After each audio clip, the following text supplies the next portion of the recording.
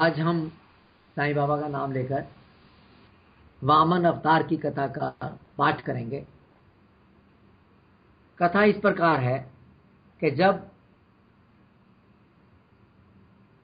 असुर राज राजा बलि, राजा विरोचन के पुत्र और राजा प्रहलाद के पौत्र थे, जब समुद्र मंथन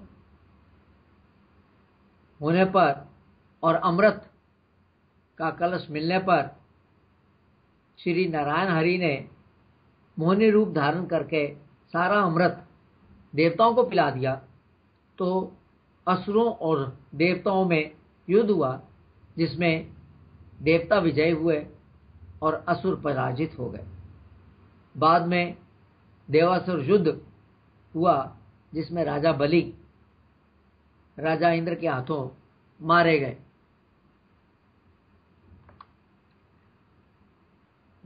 असुर राजा बलि के शव को उनके सैनिक उठाकर उनके गुरु शुक्राचार्य जी के पास ले गए, तो गुरु ने अपनी संजीवनी विद्या से राजा को जीवित कर दिया।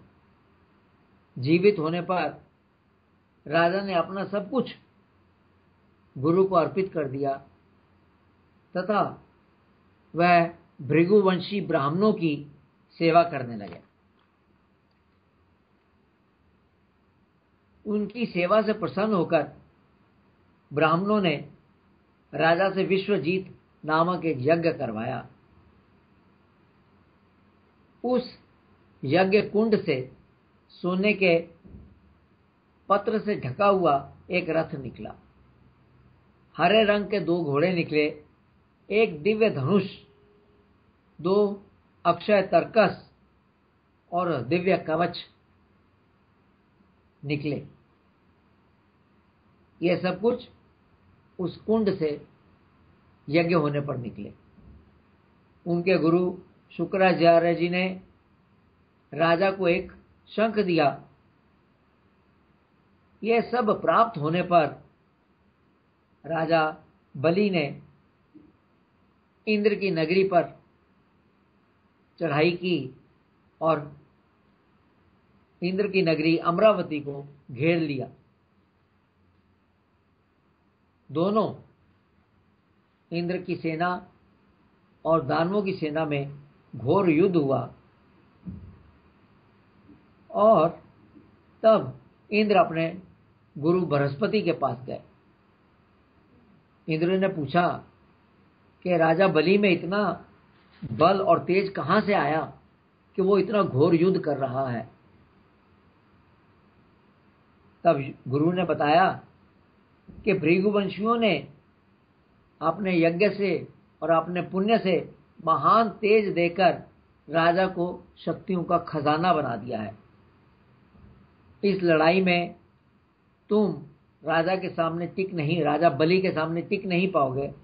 अतः बेहतरी इसी में है कि तुम स्वर्ग छोड़कर छिप जाओ और अच्छे समय की प्रतीक्षा करो, जब तुम्हारे दुश्मन का भाग्य चक्र पलटेगा। देवता स्वर्ग छोड़कर चले गए। राजा बलि ने तीनों लोकों को जीत लिया। ऐसी स्थिति में देवताओं के राज चले जाने से उनकी माता अदिति को बड़ा दुख हुआ।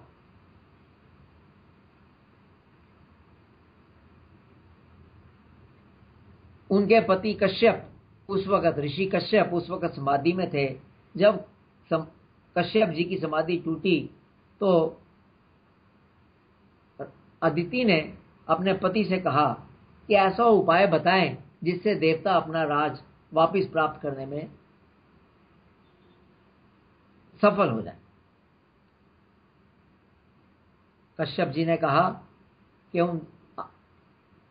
आप भगवान की आराधना करें, क्योंकि भगवान की आराधना करने से ही आपका इस प्रॉब्लम का सलूशन या हल निकल सकता है।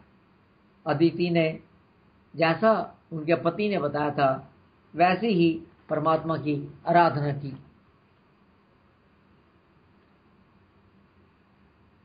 समय पर भगवान ने दर्शन दिए और कहा कि असुर सेनापति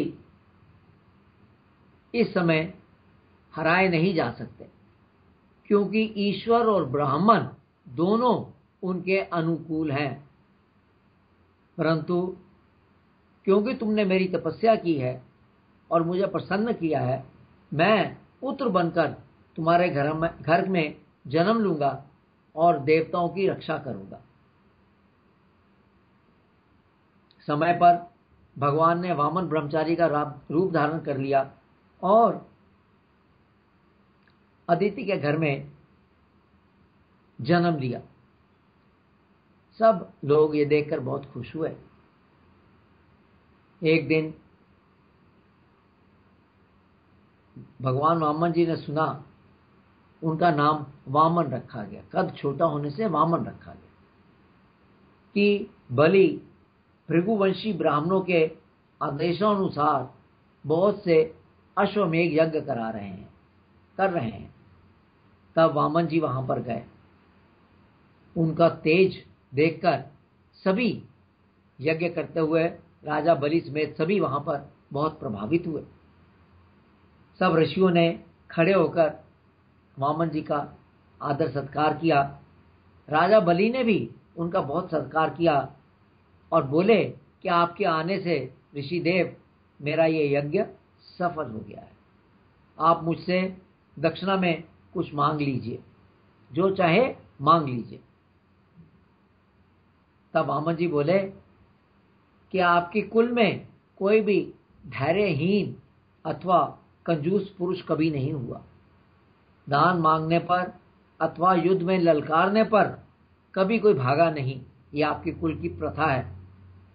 आपके दादा प्रहलाद का यश सब जानते हैं और आपके पिता विरोचन से देवताओं ने ब्राह्मण का वेश धरकर आयु का दान मांगा, तो उन्होंने उनके छल को जानते हुए भी अपनी आयु दान में दे दी। आप उस वंश से हैं, लेकिन मैं आपसे सिर्फ अपने पैरों से केवल 3 पग भूमि ही मांगता हूं। राजा बलि बोले कि तुम्हारी बातें तो बहुत बड़े बूढ़ों जैसी हैं, परंतु बुद्धि बच्चों जैसी है। तुम इतना कम क्यों मांग रहे हो? तुम और मांगो। वामन जी बोले कि राजन, मनुष्य को संतोषी होना चाहिए। प्रारब्ध से जो प्राप्त हो उसी में संतुष्ट रहने वाला सुखी रहता है। यही मुक्ति का कारण है। संतोष सबसे बड़ा और महत्वपूर्ण मुक्ति का कारण है। भोगों और धन से संतोष न होने से ही जीव के जन्म मरण के चक्कर में पड़ने का कारण बनता है। इसलिए मैं सिर्फ 3 पग भूमि ही मांगता हूं, आप मेरे को वही दे दीजिए।